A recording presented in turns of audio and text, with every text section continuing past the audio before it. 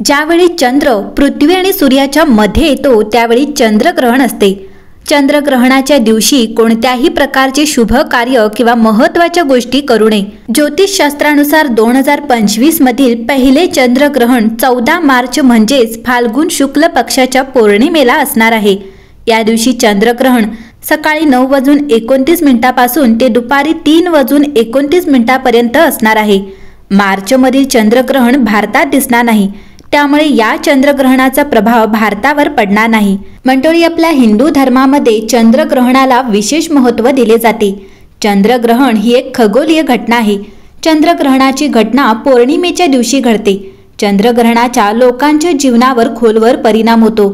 ज्यावेळी चंद्र सूर्याच्या आणि पृथ्वीच्या मध्ये येतो त्यावेळी चंद्रग्रहण मानले जाते। मंडळी, होळी आणि दिवाळीला होणाऱ्या सूर्यग्रहण आणि चंद्रग्रहणाला विशेष महत्त्व दिले जाते, कारण हे दोन्ही सण खूप महत्त्वाचे आहेत।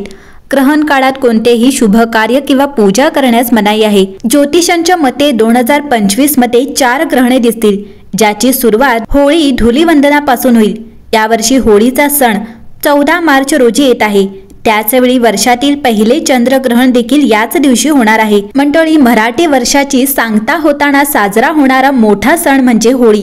संपूर्ण भारतात हा होळीचा सण विविध तऱ्हेने साजरा केला जातो।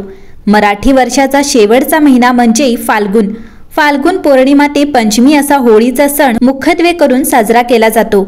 आधुनिक काळात होळी आणि धुलीवंदन याला अधिक महत्त्व प्राप्त झाले आहे। मंडळी, होळी हा जनमानसांचा सण असून तो वर्षातील शेवटचा सण आहे। त्यात धुलीवंदन म्हणजे मातीला पृथ्वीला नमस्कार करण्याला महत्त्व आहे। होळीला अग्नी पेटविला जातो। तो अग्नी घरी आणून त्यावर स्नानासाठी पाणी तापवण्याची प्रथा होती। फाल्गुन मासात होळी पौर्णिमेच्या सायंकाळी व्रतकर्त्याने शुचिर्भूत होऊन हुंडा राक्षसिणीच्या पीडेचा परिहार व्हावा म्हणून मी कुटुंबासह होलिकेची पूजा करतो असा संकल्प प्रकट करावा। नंतर होलिकेची षोडशोपचाराने पूजा करावी। त्यानंतर होलिकेची प्रार्थना करून होळीला 3 प्रदक्षिणा घालाव्यात आणि मग होळी पेटवावी। नंतर बोंबा ठोकाव्यात असे सांगितले जाते। गुरुवार 13 मार्च 2025 रोजी होळी आहे। 13 मार्च 2025 रोजी सकाळी 10:35 फाल्गुन पौर्णिमा सुरू होते, तर शुक्रवारी 14 मार्च 2025 रोजी दुपारी 12:23 पौर्णिमा समाप्त होईल। फाल्गुन पौर्णिमेला हुताशनी पौर्णिमा असेही म्हणतात। होळी हा सण 5 दिवस साजरा केला जातो। होळीचा दुसरा दिवस धुलीवंदनाचा। शुक्रवार 14 मार्च 2025 रोजी धुलीवंदन आहे। होळीच्या दुसऱ्या दिवसापासून 4 दिवसांना धुळवडीचे दिवस असेही म्हणतात। फाल्गुन कृष्ण पंचमीच्या दिवसाला रंगपंचमी म्हणून ओळखले जाते। या सणाच्या दिवसात एकमेकांवर रंग उडवण्याची प्राचीन प्रथा असली तरी होळीचा दुसरा दिवस मात्र धुलीवंदनाचा असतो। होळीच्या दिवशी धडाडून पेटलेल्या होळीला पुरणपोळीचा नैवेद्य दाखविला जातो आणि दुसऱ्या दिवशी वंदन केले जाते, तेच धुलीवंदन। धुलीवंदनाला म्हणजे जमिनीला मातीला नमस्कार करून विशेष महत्त्व आहे। प्राणीमात्राचा देह ज्या पंचमहाभूतांचा बनतो त्या पंचमहाभूतात पृथ्वी, आप, तेज, वायू, आकाश असा क्रम आहे। पृथ्वीपासून प्रारंभ होणारे आणि आकाशापर्यंत नाते भिडविणारे हे पंचक आहे। धरतीमाताला वंदन करणारा हा सण म्हणूनच त्या मातृभूमीवरील प्रेमाचा, आपल्या देशभक्तीचा द्योतक असे म्हटले जाते। मंडळी, होळीची तयारी ही 1 महिनाभर आधी सुरू होते। माघी पौर्णिमा म्हणजेच उत्सवा आधी 1 महिना गावाच्या मध्यभागी एक फांदी पुरतात आणि होळीची मुहूर्त मेढ रोवतात। फाल्गुन शुद्ध पंचमीपासून होळीसाठी लाकडे, गोवऱ्या, पेंढ्या इत्यादी जमा कराव्यास आरंभ होतो। होळी जळून गेल्यानंतर दुधातुपाची शिंपण तिच्यावर करून शांत केली जाते। होळीची राख दुसऱ्या दिवशी विसर्जित केली जाते। होळीच्या पाठोपाठ धुळवड आणि रंगपंचमी येते।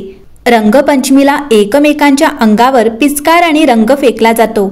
होळीनंतर पंधरवड्याने सुरू होणाऱ्या नवसंवत्सराचा पहिल्या दिवशी म्हणजे गुढीपाडव्याच्या दिवशी आभाळात उंच उज्ज्वल भविष्याची गुढी उभारायची असते अशी परंपरा आहे। मंडळी, होलिका दहनाच्या वेळी काही व्यक्ती काही गोष्टी होलिकेला अर्पण करताना आपण पाहतो। याचं कारण म्हणजे त्या व्यक्तीच्या आयुष्यात आलेली आर्थिक नकारात्मकता। काहीही आणि कितीही केलं तरीही पैसा या व्यक्तींना कायम पाठ दाखवतो। यामुळेच होलिका दहनाच्या वेळेस काही उपाय शास्त्रात सांगण्यात आले आहेत। हे उपाय केल्याने माता लक्ष्मी प्रसन्न होते आणि घरात सुख समृद्धी नांदू लागते। मंडळी, होलिका दहनाच्या वेळेस सुक्या खोबऱ्याच्या वाटीत गूळ आणि अळशी भरून होलिका दहनाच्या वेळी अग्नीला अर्पण करावे। या उपायाने बिघडलेले काम पूर्ण होण्यास सुरुवात होते। आर्थिक संकटातून सुटका होण्यासाठी उसाला होलिका दहनाच्या अग्नी दाखवून घराच्या नैऋत्य दिशेला उभा करावा। यामुळे तुमची आर्थिक स्थिती मजबूत होईल। व्यवसायात प्रगतीसाठी होलिका दहनाच्या वेळी गव्हाच्या 3 लोंब्या आणि जवसाच्या 6 लोंब्या घेऊन या आगीत थोडेसे जाळावे। यानंतर अर्धा लांबीच्या लोंब्या लाल रंगाच्या कपड्यात गुंडाळा आणि आपल्या कामाच्या ठिकाणी बांधावे। आरोग्य चांगले राहावे म्हणून होलिका दहनाच्या दिवशी 10 कडुलिंबाची पाने, 6 लवंगा आणि थोडा कापूर घेऊन 5-7 वेळा आपल्यावरून उतरवा आणि आगीत टाका। जीवनात सुख, समृद्धी आणि आनंद मिळवण्यासाठी होलिका दहनाच्या वेळी जव किंवा तांदळाचे काही धान्य अग्नीत अर्पण करावे। या उपायाने माता लक्ष्मीची कृपा सदैव तुमच्यावर राहील। मंडळी, होलिका दहनानंतर तेथील राख आपल्या घरी आणावी। या राखेत मोहरी आणि मीठ घाला। नंतर ही राख एका स्वच्छ भांड्यात भरून घरात ठेवा। असे केल्याने घरातील नकारात्मक शक्ती दूर होते। मंडळी, काही ठिकाणी होलिका दहन झाल्यावर लोक होळीची राख आपल्या घरी घेऊन येतात। मान्यतेनुसार जळालेल्या अग्नीला घरी घेऊन जाणे शुभ मानले गेले आहे। सोबतच जर शेणापासून बनवलेला गोळा एखाद्या व्यक्तीच्या घरी जळत्या राखेसोबत गेला तर ते देखील शुभ लक्षण आहे। मंडळी, जेव्हा होलिका जाळली जाते तेव्हा ती पवित्र राख बनते आणि हाच अस्थि कलश घरात नेण्याची श्रद्धा आहे।